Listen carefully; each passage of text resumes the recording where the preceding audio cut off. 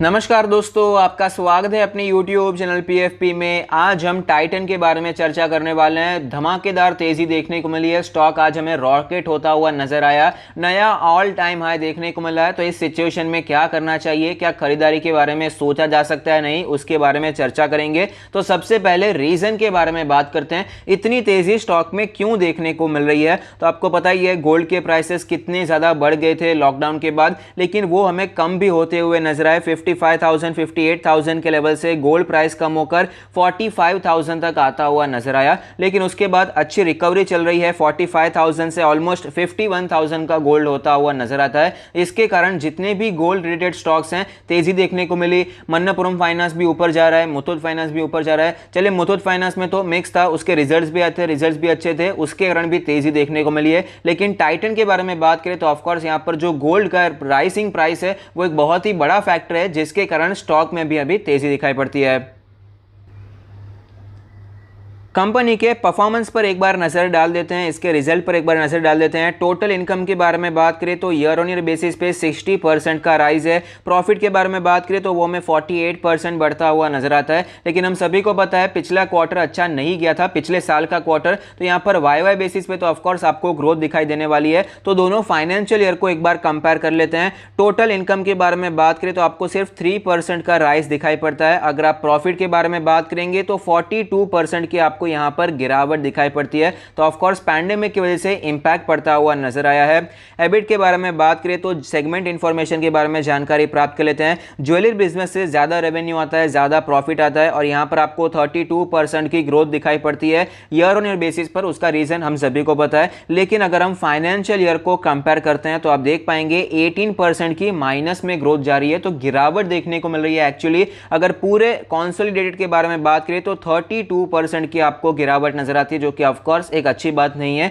इनके जो दूसरे सेगमेंट है, जैसे कि वॉच का सेगमेंट हो गया, वो 365 करोड़ प्रॉफिट से 65 करोड़ के लॉस में चला गया है। आईवेयर सेगमेंट हमें प्रॉफिट में होता हुआ नजर आता है। जो दूसरे सेगमेंट है वहां पर भी आपको लॉस दिखाई पड़ता है। तो ज्वेलरी का बिजनेस फिर भी अच्छा परफॉर्म कर रहा है, वहां पर कम से कम आपको अच्छा खासा प्रॉफिट तो दिखाई पड़ता है। दूसरे सेगमेंट आपको इतने अच्छा परफॉर्म करते हुए नजर नहीं आते। मार्जिन के बारे में चर्चा कर लेते हैं। आप देख पाएंगे मार्जिन पर भी बुरा इंपैक्ट पड़ा है। 12.3 से गिरकर 9.8% हो चुका है ज्वेलरी का मार्जिन। वॉच का बारे में बात करें तो 14 से गिरकर -4.1 हो चुका है। आईवेयर के बारे में बात करें तो -2.6 से बढ़कर एक्चुअली ये 6.1 होता हुआ नजर आया है। यहां पर आपको सिचुएशन सुधरती हुई नजर आई है। और अगर पूरे कंपनी के बारे में बात करें कॉन्सोलिडेटेड बेसिस के बारे में तो आप देख पाएंगे 10.7 से गिरकर 7.5 होता हुआ नजर आता है। तो ये सिचुएशन ओवरऑल आपको पॉजिटिव नजर नहीं आती।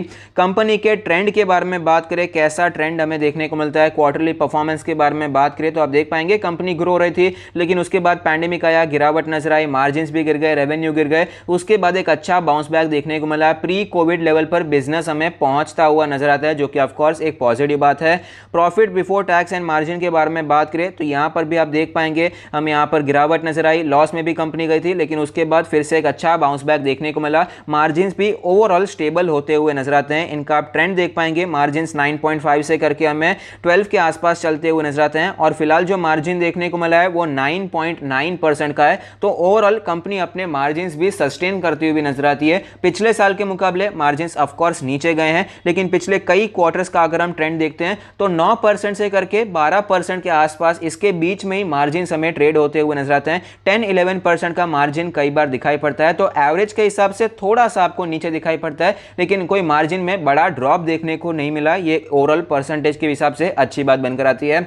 जैसे कि हमें पता है टाइटन का main revenue, main income, main profit आता है ज्वेलरी बिजनेस से, और गोल्ड का प्राइस बढ़ रहा है, उसी से इंपैक्ट हो रहा है शेयर का प्राइस भी। तो ज्वेलरी बिजनेस कैसा परफॉर्म कर रहा है ये जानना बहुत ही ज्यादा जरूरी है। टोटल इनकम आप देख पाएंगे हमें यहां पर अच्छी तरीके से ग्रो होती हुई नजर आती थी। पैंडेमिक की वजह से गिरावट नजर आई, लेकिन उसके बाद एक स्ट्रॉन्ग बाउंस बैक देखने को मिला। ज्वेलरी का बिजनेस अच्छा चल रहा है, तो ये बहुत ही अच्छी बात है। दूसरे बिजनेसेस इतने अच्छे नहीं भी चलते, थोड़ा बहुत वहां पर थोड़ा नीचे चलता रहता है, वो एक बार चल जाएगा स्टॉक को, लेकिन ज्वेलरी का बिजनेस बहुत ही अच्छा परफॉर्म करना चाहिए, ये बहुत ही ज़्यादा इंपॉर्टेंट है। आप देख पाएंगे ग्रोथ भी काफ़ी अच्छी दिखाई पड़ती है। और एबिट एंड मार्जिन के बारे में बात करें तो यहाँ पर भी ऑफकोर्स गिरावट हुई थी, लॉस देखने को मिला, लेकिन एक स्ट्रॉन्ग बाउंस बैक हमें देखने को मिला है और मार्जिन भी सस्टेन होते हुए नजर आते हैं। इसका जो मार्जिन है हमेशा 10% से ऊपर ही रहा है और फिलहाल 11% का मार्जिन हमें दिखाई पड़ता है, जो कि थोड़ा सा कम है। कई बार 12, 13 और 14% के मार्जिन हमें दिखाई पड़ते हैं, तो एवरेज पर ही चलता हुआ नजर आता है। ज्यादा स्ट्रॉन्ग मार्जिन कंपनी के हिस्ट्री के हिसाब से हमें दिखाई नहीं पड़ते हैं।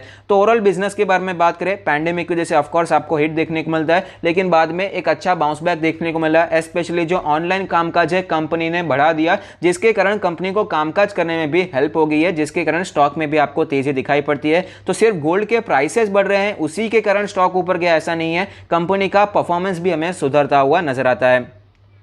स्टॉक के बारे में बात करें तो लास्ट ट्रेड प्राइस है 1691, जो कि 6.5% ऊपर है। 1,50,000 करोड़ की दिग्गज मार्केट कैप है। 0.24% का डिविडेंड यील्ड है। 97 का इंडस्ट्री का पीए, अपने अपने इंडस्ट्री भी बहुत ही महंगी है, उससे भी महंगे वैल्यूएशन पे टाइटन ट्रेड कर रहा है। कंसोलिडेटेड बिजनेस हमें 154 के पी रेशियो पर ट्रेड करता हुआ नजर आता है। प्राइस टू बुक रेशियो के बारे में बात करें तो 20.02 का प्राइस टू बुक रेशियो है। कंपनी के परफॉर्मेंस के बारे में बात करें तो ओवरऑल अच्छा परफॉर्मेंस देखने को मिलता है। साल दर रेवेन्यू और प्रॉफिट दोनों ही हमें बढ़ता हुआ नजर आता है, लेकिन फिलहाल जैसे कि मैंने आपको बताया पैंडेमिक की वजह से प्रॉब्लम आ गई थी, फिर भी रेवेन्यू बढ़ चुका है, लेकिन मार्जिन्स पर इंपैक्ट पड़ने के कारण आपको प्रॉफिटेबिलिटी में गिरावट देखने को मिलती है।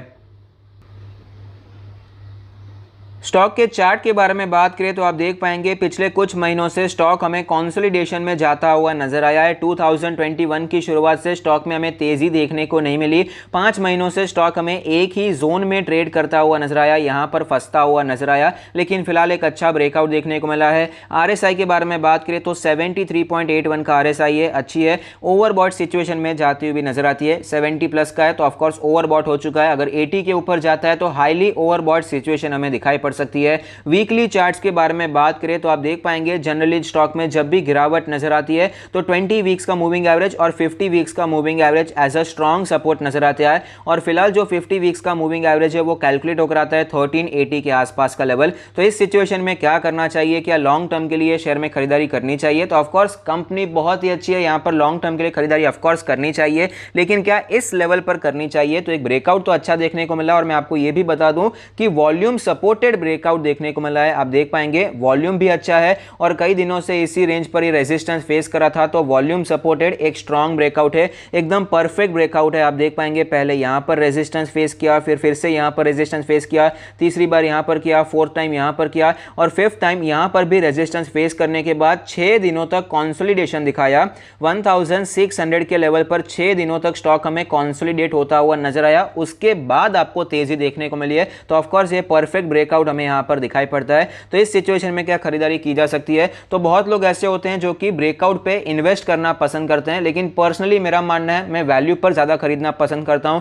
जब स्टॉक में अच्छा वैल्यूएशन आपको नजर आए वहां पर खरीदना पसंद करता हूं। उसका एक ड्रॉबैक ये होता है कि उसमें स्ट्रेंथ नहीं होती, तुरंत वहां से बाउंस बैक हो जाएगा, उसके चांसेस बहुत ही कम होते हैं। लेकिन जो लोग ब्रेकआउट पे खरीदना पसंद करते हैं, इन्वेस्ट करना पसंद करते हैं, चांसेस होते हैं कि वहां से जल्दी स्टॉक आपको ऊपर ही जाता हुआ नजर आएगा। लेकिन मैं पर्सनली गिरावट पे खरीदना पसंद करता हूं लॉन्ग टर्म के लिए, और जब भी कोई ब्रेकआउट होता है तो वहां पर मैं ट्रेड करना ज्यादा पसंद करता हूं। तो यहां पर कोई भी सिस्टम सही गलत नहीं होता, सबके अलग अलग सिस्टम होते हैं जो अपने आप फॉलो करते रहते हैं। तो अगर आप यहां पर इन्वेस्ट करना चाहते हैं तो ऑफकोर्स कर सकते हैं, लेकिन यहां पर रिस्क भी होते हैं जो भी मैं आपको बताना चाहूंगा। फिलहाल कई राज्यों में आपको लॉकडाउन दिखाई पड़ता है, सीवियर लॉकडाउन है, जिसके कारण ऑफकोर्स स्टोर्स भी हमें बंद दिखाई पड़ते हैं। और कई राज्य तो ऐसे भी है जहां पर सिर्फ डिलीवरी के लिए, ऑनलाइन डिलीवरी के लिए भी सिर्फ और सिर्फ एसेंशियल से डेवलप कर रहे हैं, तो यहां पर इनका ऑनलाइन बिजनेस भी आपको परफॉर्म करता हुआ नजर नहीं आता। ये कुछ रिस्क है जो कि आपको पता होना चाहिए, पॉजिटिव नेगेटिव दोनों को ध्यान में रखने के बाद आपको निवेश करना चाहिए। तो यहां पर जो निवेश करना चाहते हैं ब्रेकआउट पे ऑफकोर्स अपने हिसाब से करने के बारे में सोच सकते हैं।